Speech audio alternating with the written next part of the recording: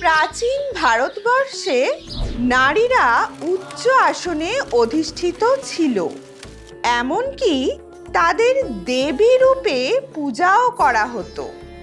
তারা বেদ পাঠের অধিকারী তো ছিলই, এর পাশাপাশি সিংহাসনে বসে রাজ্যপাট সামলানো এবং যুদ্ধক্ষেত্রে শত্রুর সামনাসামনি হয়ে তাদের পরাজিত করেও অসাধারণ বীরত্বের পরিচয় দিয়েছিলেন এই মহীয়সী নারীরা।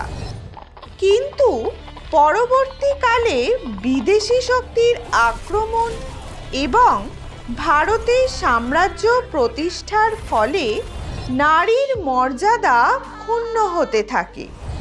পর্দা প্রথা, বাল্যবিবাহ, সতীদাহ প্রথার মতো বর্বরোচিত প্রথার মাধ্যমে নারীকে দমিয়ে রাখতে চেষ্টা করে পুরুষতান্ত্রিক সমাজ।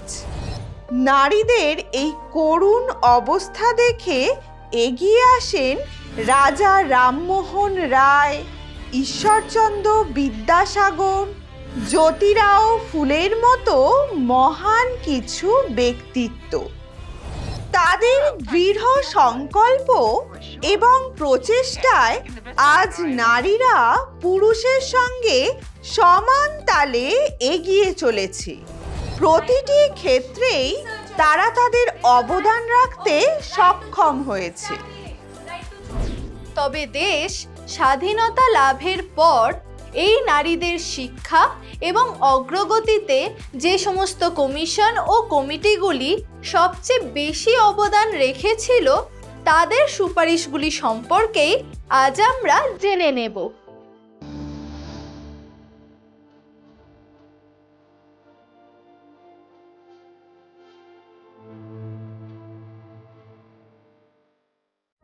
স্বাধীন ভারতের প্রথম শিক্ষা কমিশন বা রাধাকৃষ্ণন কমিশন নারী শিক্ষার ক্ষেত্রে সুপারিশ করেছিল যে নারীদের সমাজে উপযুক্ত মর্যাদা প্রতিষ্ঠার পাশাপাশি তাদের শিক্ষা লাভের সুযোগ দিতে হবে।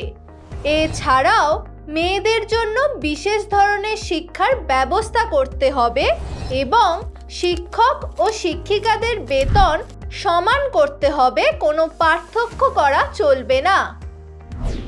এর পরবর্তীতে মুদালিয়ার কমিশনে বলা হয় যে ছেলে ও মেয়েরা একই ধরনের শিক্ষা লাভ করবে, তবে কোয়েড বিদ্যালয়গুলিতে মেয়েদের জন্য গার্হস্থ্য বিজ্ঞান পাঠের ব্যবস্থা করতে হবে।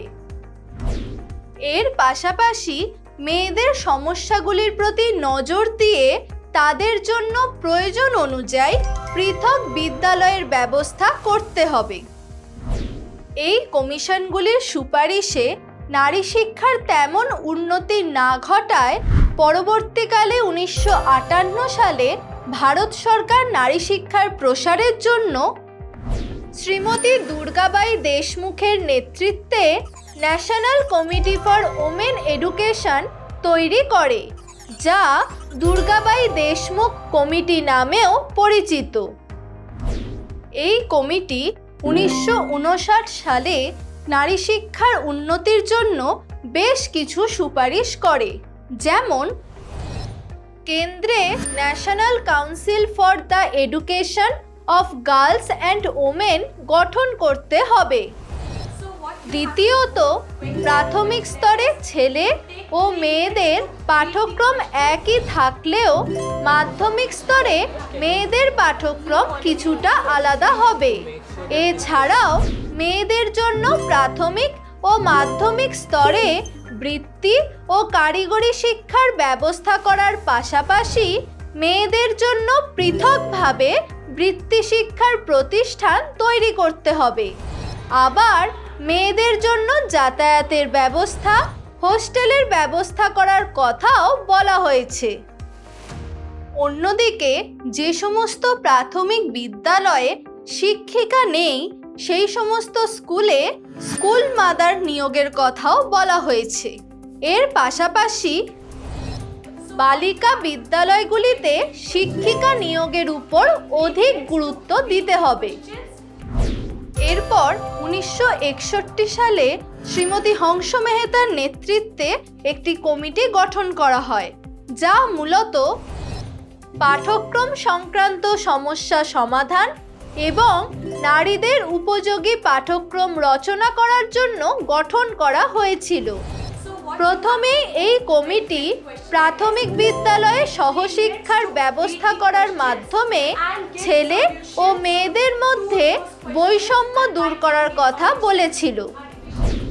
তারপর পাঠ্যক্রম প্রসঙ্গে কমিটি সুপারিশ করে যে প্রাথমিক, মাধ্যমিক এবং উচ্চ মাধ্যমিক স্তরে ছেলে ও মেয়েদের পাঠ্যক্রমের মধ্যে কোনো বৈষম্য থাকবে না। তারা তাদের সামর্থ্য অনুযায়ী এবং পছন্দ মতো পাঠ্যক্রম নির্বাচন করতে পারবে এবং মেয়েদের পাঠ্যক্রমে সেলাই, গার্হস্থ্য বিদ্যা বা রান্না সংক্রান্ত শিক্ষা আবশ্যিক হবে না। এছাড়াও মেয়েদের বৃত্তি ও কারিগরি শিক্ষায় উৎসাহিত করার পাশাপাশি মেয়েদের শিক্ষকতার কাজে নিয়োগের কথাও বলা হয় এই কমিটির সুপারিশে। পরবর্তীকালে 1963 সালে গঠিত ভক্তবৎসলম কমিটি নারী শিক্ষার উন্নয়ন এবং প্রসারের জন্য বেশ কিছু সুপারিশ করেছিল, যেমন নারী শিক্ষার জন্য প্রয়োজনীয় বেসরকারি প্রতিষ্ঠান গড়ে তুলতে হবে। দ্বিতীয়ত, গ্রামাঞ্চলে শিক্ষিকা ও ছাত্রীদের জন্য হোস্টেলের ব্যবস্থা করার পাশাপাশি মেয়েদের শিক্ষকতার কাজে উৎসাহিত করতে হবে। এছাড়াও দরিদ্র ছাত্রীদের বিনামূল্যে পোশাক ও বইয়ের ব্যবস্থা করা, দুর্গম ও পার্বত্য অঞ্চলে নারী শিক্ষার প্রসার, বসতি অনুযায়ী বিদ্যালয় স্থাপন বিষয়েও এই কমিটি গুরুত্বপূর্ণ সুপারিশ করেছিল। এরপর আসি স্বাধীনতার পরবর্তী সবথেকে গুরুত্বপূর্ণ কমিশন কোঠারি কমিশনের সুপারিশ প্রসঙ্গে। নারী শিক্ষার উন্নতি সম্পর্কে কোঠারি কমিশন বেশ কিছু সুপারিশ করেছিল, যেমন 1.